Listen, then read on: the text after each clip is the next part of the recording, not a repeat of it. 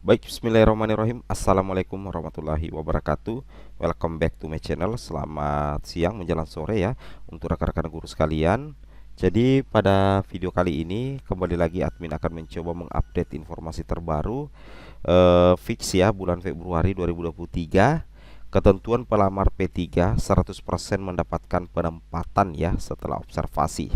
Jadi ini tentunya berita yang ditunggu-tunggu oleh banyak rekan-rekan, terutama bagi pelamar prioritas 3. Kira-kira apa ketentuannya sehingga pelamar P3 100% mendapatkan penempatan setelah observasi. Baik, sebelum kita lanjut, bagi rekan-rekan guru yang baru pertama kali menemukan channel ini, silahkan tekan tombol subscribe dan aktifkan lonceng notifikasi agar setiap hari Bapak Ibu bisa mendapatkan update informasi terbaru dari kami. Baik Bapak Ibu, tanpa berlama-lama lagi, tanpa berpanjang lebar lagi, kita langsung saja to the point ke informasinya.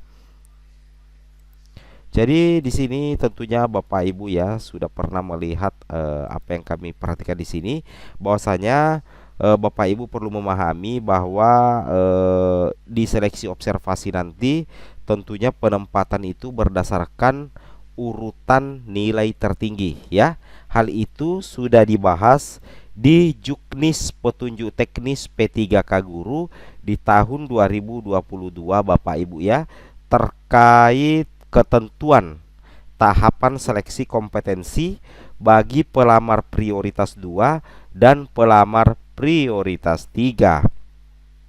Di sini Bapak Ibu bisa memperhatikan di bagian H yang kami sudah tandai, bahwasanya Bapak Ibu perlu memahami ya.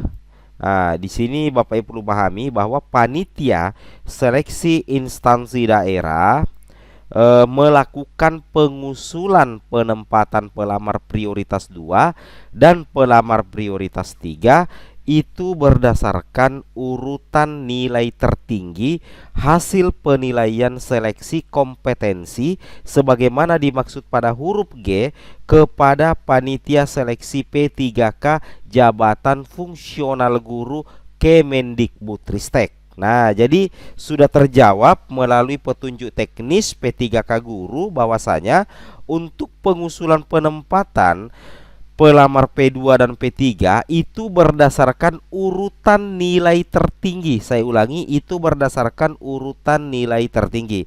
Nah, berdasarkan petunjuk teknis P3K Guru yang dirilis oleh Kemendikbudristek 1-2 bulan yang lalu, Bapak Ibu bisa memperhatikan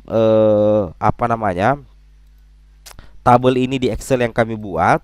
Di sini Bapak Ibu bisa melihat bahwa penyebab sehingga P3 dengan nilai observasi bagus tetapi tetap tidak lolos menjadi ASN melalui jalur observasi. Ini khusus P3 Bapak Ibu ya.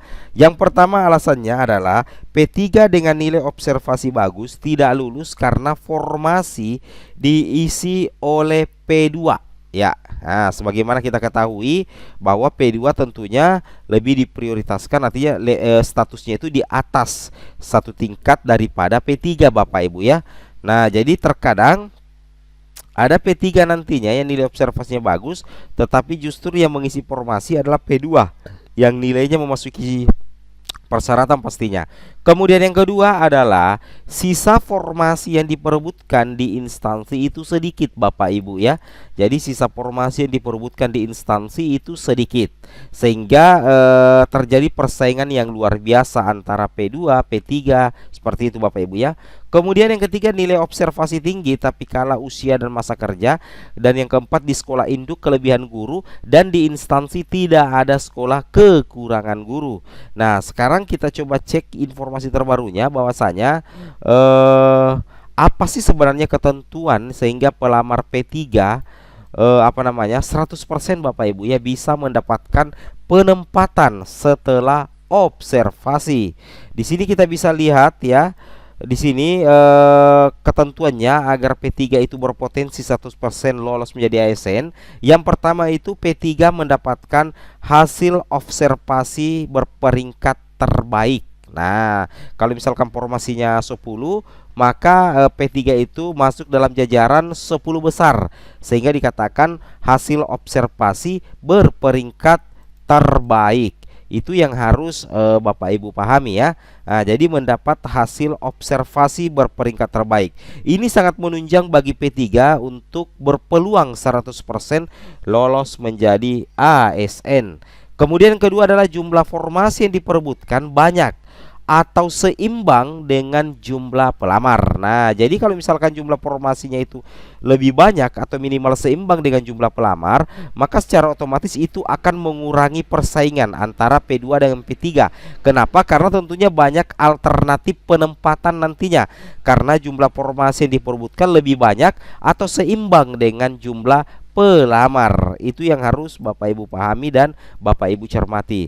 Kemudian yang ketiga adalah di instansi tersebut jumlah P2 sedikit Bapak Ibu ya, atau berbeda mapel yang dilamar dengan P3, sehingga kalau misalkan P2-nya itu PAI, kemudian P3-nya itulah guru kelas, maka tidak jadi masalah karena tidak bersaing. Kenapa tidak bersaing? Karena berbeda apa namanya Bapak Ibu ya, jabatan fungsional yang akan dilamar. Itu yang harus Bapak Ibu pahami ya.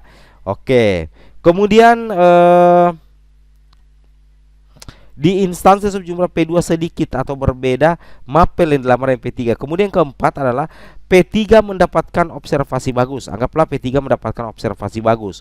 Formasi ada di sekolah induk. Nah, ini juga sangat menguntungkan apabila P3 sudah mendapat nilai observasi yang bagus, kemudian formasinya ada di sekolah induk. Kemudian dari segi usia dan masa kerja juga sudah sangat lama, maka ini menjadi poin keempat, ini bisa menjadi penentu Bapak Ibu mengisi penempatan ya, mengisi penempatan minimal.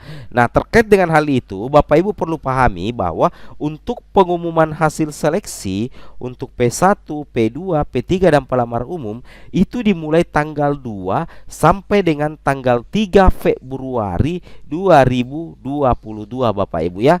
Nah, untuk pengumuman finalnya nanti yaitu pengumuman setelah sangga untuk P1, P2, P3, P4, pengumuman kelulusan pasca sangga itu tanggal 20 Bapak Ibu ya, tanggal 20 Februari sampai dengan tanggal 21 Februari 2023. Jadi ini cuman 1 hari waktunya untuk pengumuman kelulusan pasca sangga. Seperti itu ya. Itu yang harus Bapak Ibu pahami dan Bapak Ibu cermati. Nah, di sini kita berikan tabel sedikit ya. Di sini jumlah formasi 5, kemudian pelamar 10 Bapak Ibu ya.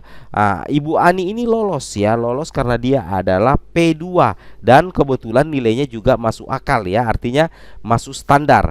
Kemudian Asis ini juga lolos karena dia P2 dan nilainya memenuhi persyaratan. Begitu juga dengan Lina. Kalau posisi seperti ini berarti sisa P3 yang akan bersaing. Nah, untuk bersaing sesama P3 berarti berdasarkan nilai terbaik. Kalau nilai masih sama maka berdasarkan usia masih sama maka bisa lanjut ke masa kerja. Seperti itu Bapak Ibu ya. Itu yang harus Bapak Ibu pahami dan Bapak Ibu cermati. Oke, assalamualaikum warahmatullahi wabarakatuh.